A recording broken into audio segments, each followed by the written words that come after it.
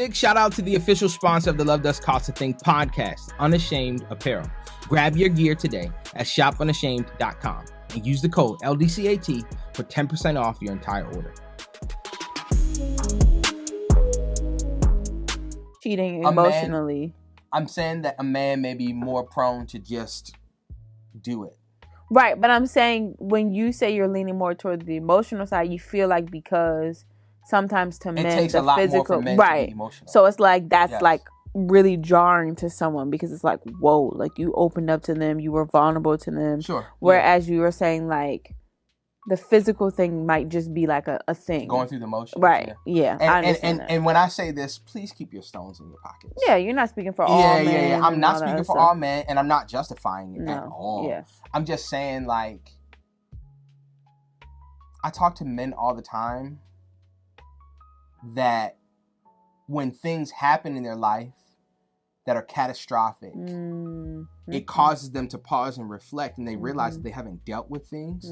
It's because men have not been trained to be emotionally strong. Most men don't even are not vulnerable with their own women. Like I be hearing stuff. I'm like, bro, did you tell her? Why didn't you tell her?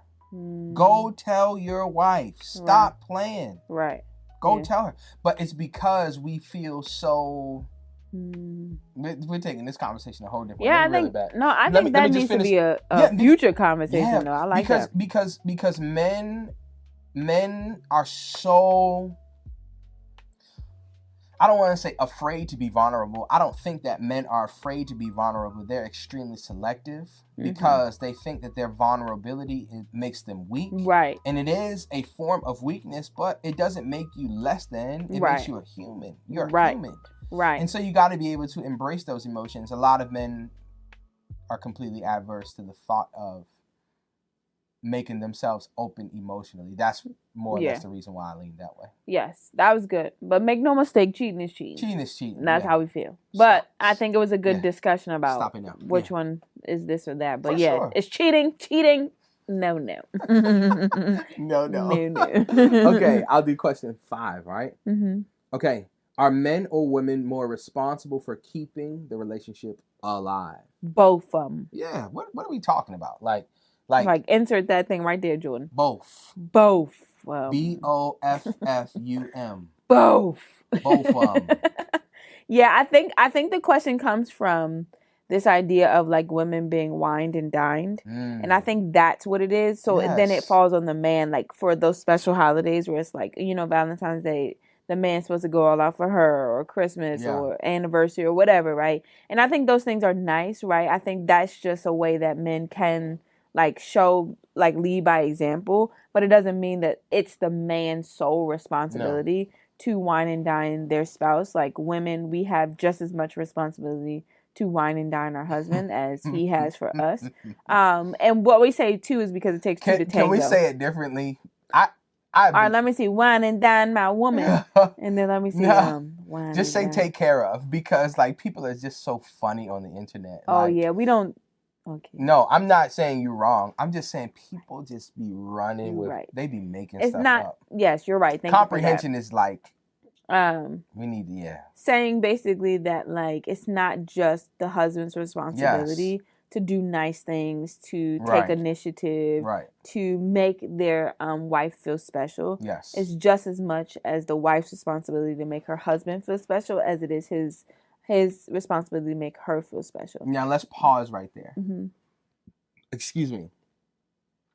This is a large part of why relationships don't work, because of these rom-com relationship expectations.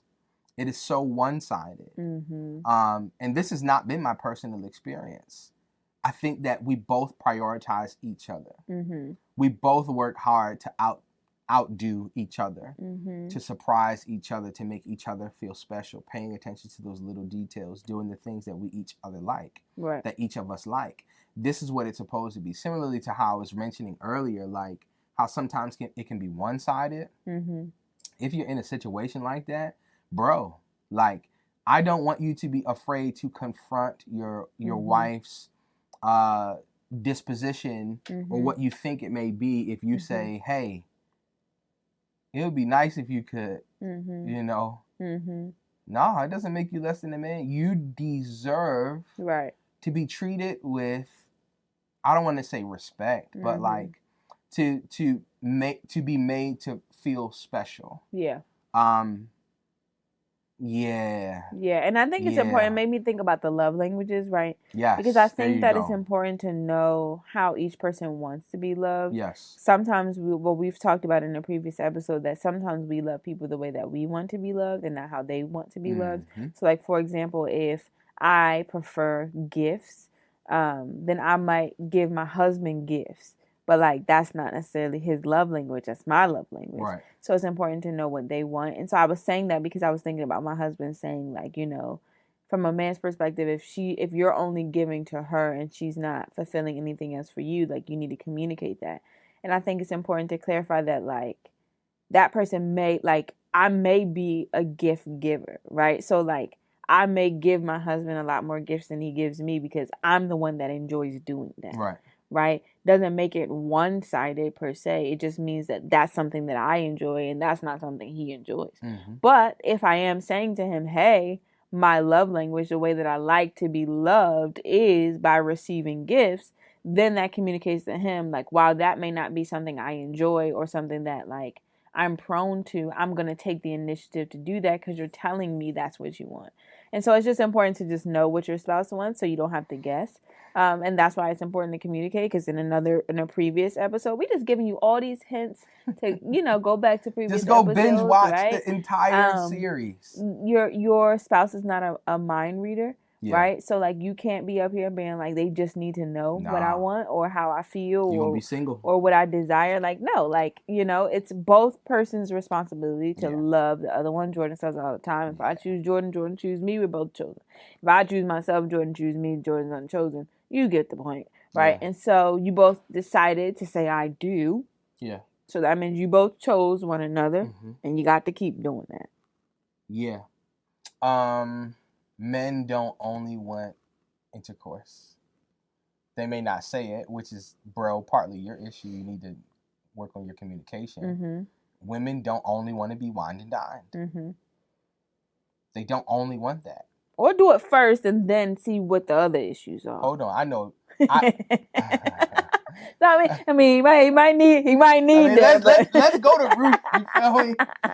Let's hit state 48 or whatever. But... And then I can tell you I need the clothes washed. Okay. I still want the Coke Zero.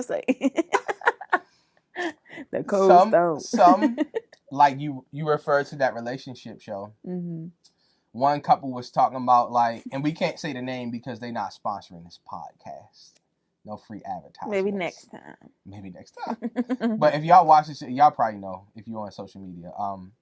I was listening to another one of the couples, and the wife, I believe she was, or the girlfriend, she was being wined and dined, but she wasn't feeling fulfilled because that emotional cup wasn't being filled. Right. Literally said she don't be wearing the jewelry he buy her. Don't be rocking the purses. None of that. Like, she was like, so much so to the point that, like, I feel like he just does it, like, as a way to say, like, I love you, when that's not the way that I want to be loved. So I purposely don't do these things. Like, I purposely don't wear them.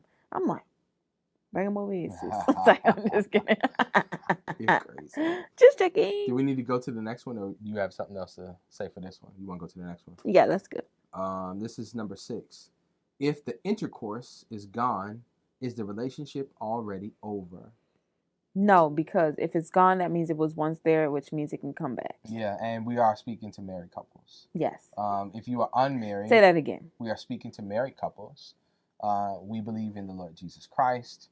And even outside of that, it is a best practice for you to reserve yourself, to reserve intercourse for your husband or for your wife. Yes. For a plethora of reasons that we need not detail. Regardless of whether or not you believe in Jesus, you should wait until you have your sole person to give your body to, because that's what you're doing. If the intercourse is gone, is the relationship already over? anything that's broken can be fixed. I think that a lot of people go into relationships with unspoken expectations, regardless of whether or not it is intercourse.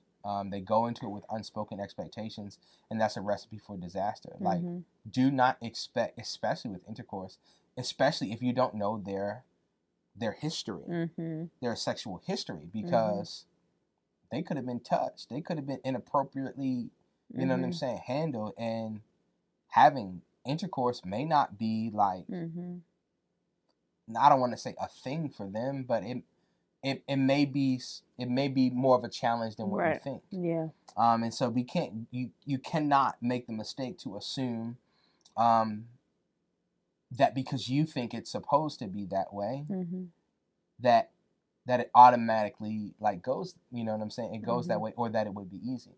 This is why, again, I say relationships are not self-serving. You got to be willing to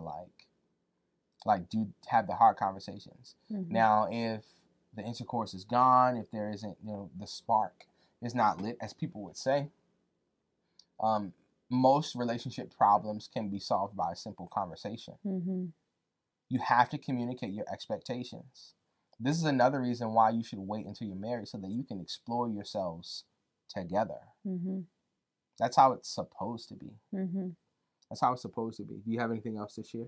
Yeah, my question was, if you get a flat tire, do you throw your car away? Throw that Honda away.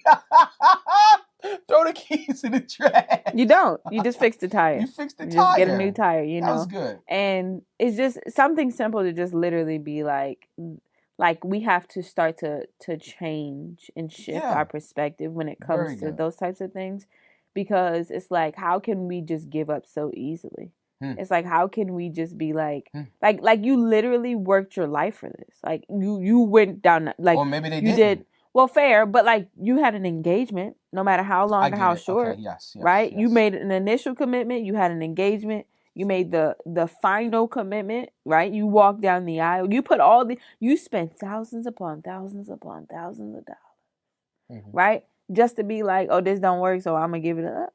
Like, I think now, and I'm not saying that, like, I'm not saying this to someone who feels like they're putting in the work and they're kind of hitting a wall. I'm not saying that. I'm just saying, like, the initial, hey, this is not existent anymore. Like, should I just go? The answer is no.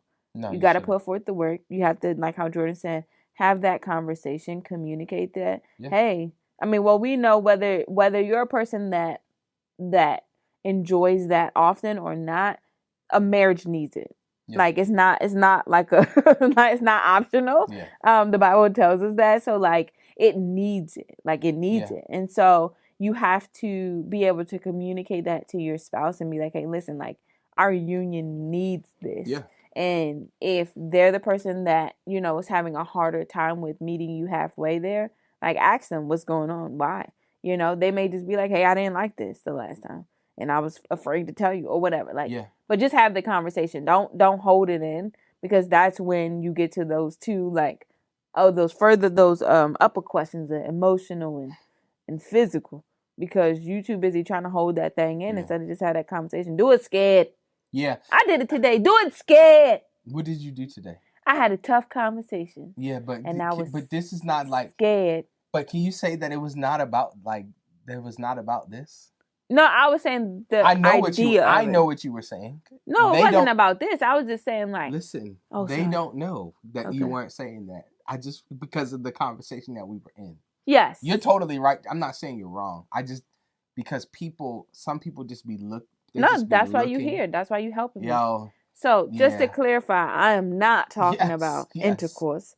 I am talking about just in general. I was saying, like, just have a conversation with your spouse if you want to talk to them about something. Whether, and it's okay to do it still scared, because like, there's something beautiful on the other side if you just tell them. That's what I was getting ready to say. You miss the opportunity for it to be fixed. Right. If you don't have the conversation. Yeah. Mm-hmm. You miss the opportunity for it to be better. Yeah. To experience something together much better. Furthermore, for the Christians who listen to this, you are actually giving the tempter, the adversary, the enemy, the devil, you are giving him an opportunity to tempt you with something else, whether it be someone else or something else. You know what I'm saying? And so this is the work that's required to have a healthy, thriving relationship. You may not like the intercourse. Even same concept. Y'all got to figure that thing out. Yeah, just say something. Yeah. And it doesn't have to be the end of the world. If you feel like it may be a tough conversation, write it down. Yeah. Write it down and stick to the script, or write a text or write a letter. Don't just send it to them blanketly. Like, let them know, like, hey, I want to have this conversation. I feel like this is hard for me to say out loud. Yeah. I'm not intending to start a fire. I don't want to start a riot. I honestly want us to work this out. Yeah. Here's what I have to say. Yeah, I think it's always great whenever you have a tough conversation about anything, not just intercourse, to just always say, hey, this is the problem that I'm having. How can we fix it? Not like you did something wrong to me, but just like, hey, I feel this way. This is not working. What can we do together? I need help figuring out what to do to solve it. Great. Let's do question 7. Yay. Go ahead and read it. All right. Can a marriage survive a lack of respect, even if there's still love? No. No. Not survive it. No. No. You may start it. Yeah. You may begin one with it, but it won't last. You won't be able to sustain it. RESPECT. No. I don't think there's anything much more to say about that, because that's in any relationship though. Yeah. Not even just in marriage. Yeah, because at the point where there is no respect, you don't have a relationship. You have a dictatorship. Right. You have It's not honorable. It's not love. Yeah. It's not love if it's disrespectful. Yeah, it's not a mutually agreeable, respectful. Yes. You're not on the same page. You're not playing on the same by team. the same rules. Like it ain't worth it. You don't have a relationship. Yeah, no, I wouldn't do that. Yeah. Yeah. You want to do number 8? Sure, yeah. All right. Should you ever give an ultimatum? Ooh. In a relationship. Okay, and I thought I said that word wrong. In a relationship. No, this is a side note. I actually saw the video. It was a girl on Instagram, and she was trying to say one of them like popular sayings, and she just could not figure it out. She was like, what was she trying to say, Juanita? That's what we want to hear. I want to beat a dead horse around the bush. That's what she was saying? I want to beat that horse around that bush. What? What are we talking? That's what she said? The dead horse around the bush. She couldn't figure out what the saying was. What is the question, Juanita? She said, the question is. But that's what I thought it was. It was one of them moments. So it was like when you're trying to figure out what the word is and you think you said it wrong. Ultimatum, right? Don't y'all love my wife? I love her. Should you ever give an ultimatum in a relationship? It depends. Yeah, I think ultimatum is like such a strong word because it's kind of like, if you don't do this, I'm leaving you. Do you really love me? But I think the idea of it or the concept of it is the same. More Sometimes so of it's like, needed. like here's where I'm headed in life, and if you trying to get on this train, especially if you're not married, then come on with me. But if not, we got to go our separate ways. So I think it's more of like that meeting of like what's next. I think versus more of like an ultimatum. I do think that a meeting of what's next is important if you feel like there isn't clarity around that. I don't see an issue with ultimatum. Okay. Yeah. I just feel like sometimes it gets a little like in some cases, like culturally, I think it can get a little like watery. Like I think we would need more of a scenario to say for sure, but in some cases, you don't need an ultimatum because you just need to leave. Like, if I'm in a relationship and someone's constantly cheating, you don't need to say to them, if you better not cheat again or I'm going to leave. Like, they've already kind of shown who they were. So, I think it's more so of if you guys both maybe initially had a plan or an idea, and as you're, like, living it out, you're noticing that it may not be necessarily going that way, and another conversation needs to be had about, like, hey, I'm still on plan A, and it seems like you on plan B. Yeah. How do we get back on the same page? I think it's more of that. Yeah.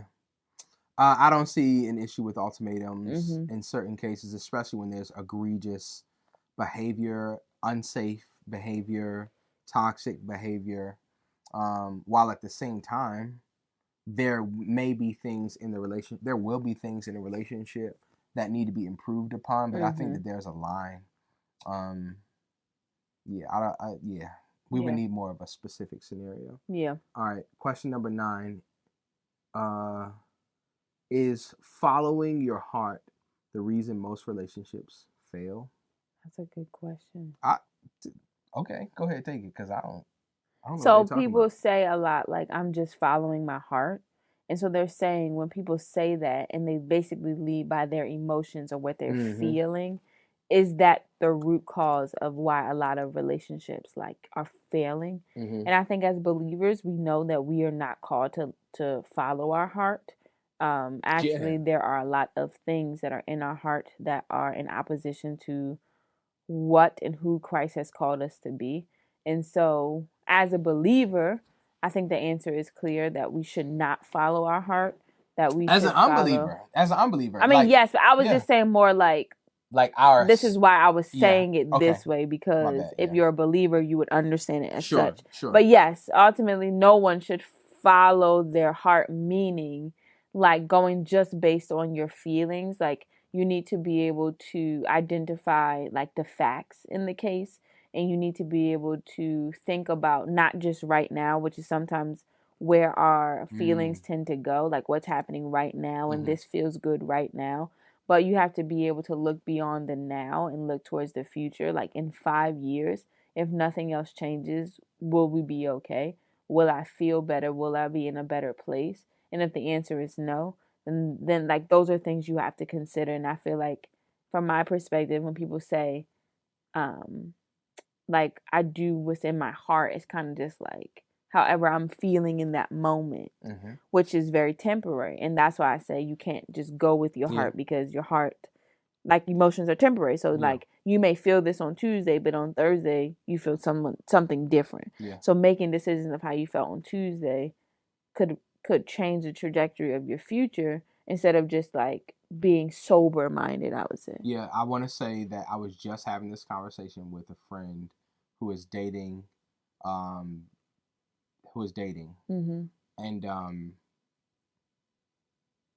I was just telling her this exact scripture that I pulled up.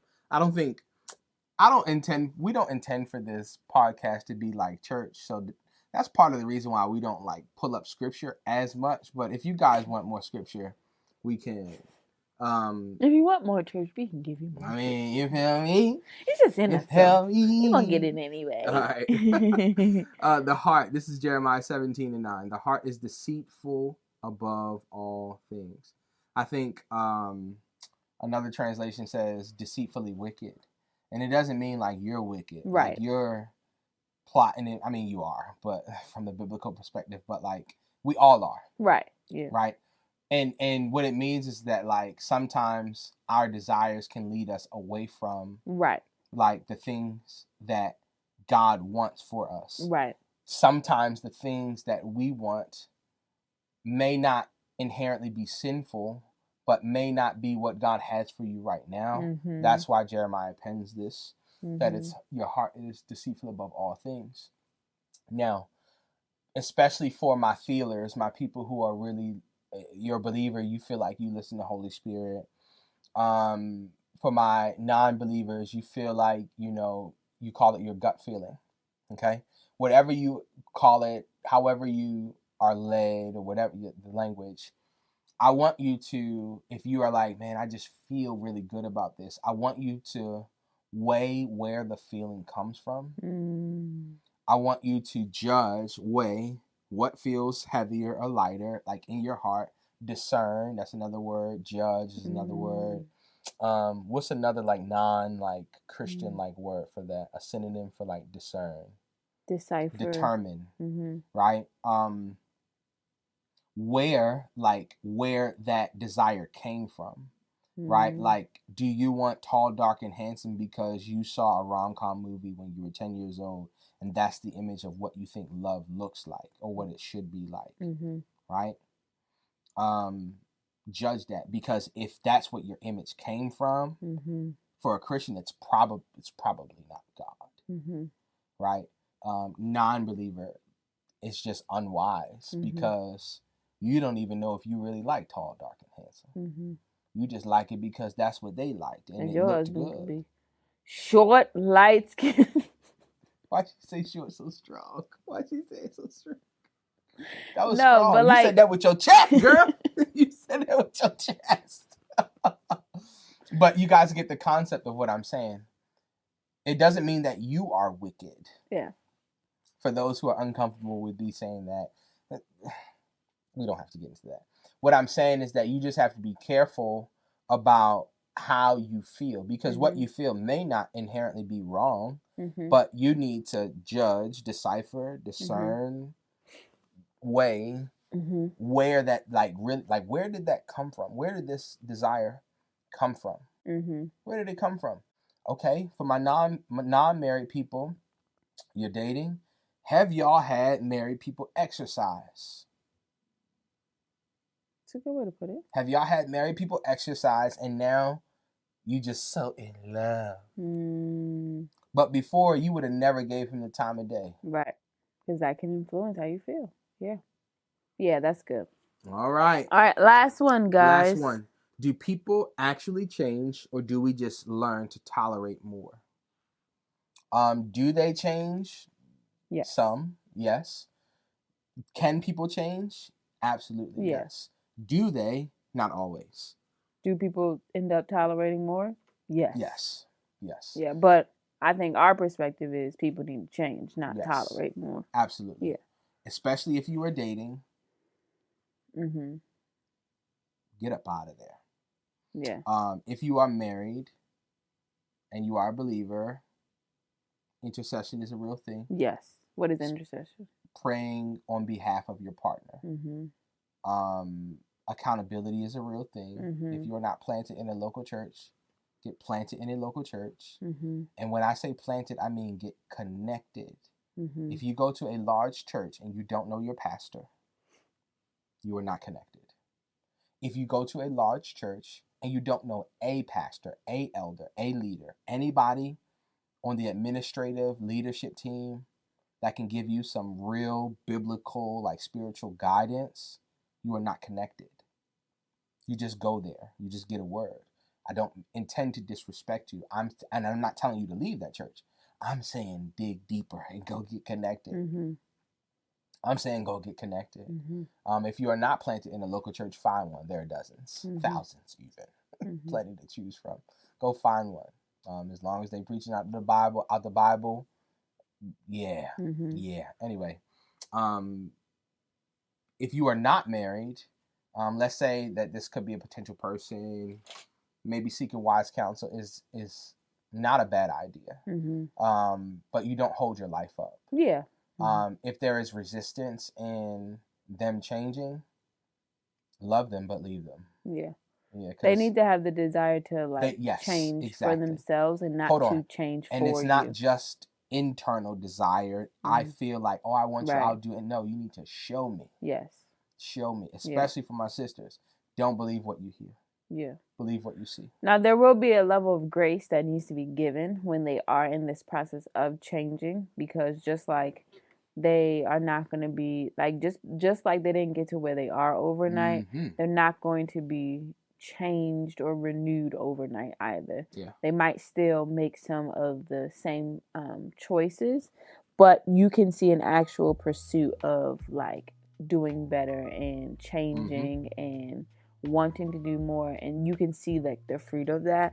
And so I would say in that, to show your partner grace, meaning like don't hold them hostage by being like, but you said you wasn't gonna ever do that again, right? Like how Jordan was saying, you can pray for them, you can encourage them, like, hey, I love the fact that you did it for 3 days. I know you kind of like fell off today, but listen, like you can get back in there. You got this, again. You know. Yeah. And so we have to just know that this is a journey, it's a process.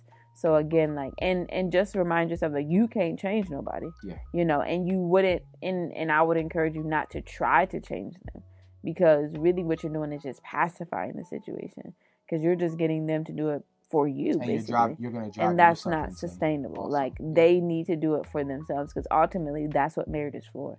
Marriage is building you up, right, by being with your partner, seeing how areas that you need to improve. and to grow so that you're better and ultimately you can contribute more or in a more meaningful way to your union. So I don't have anything else to say. That was wonderful.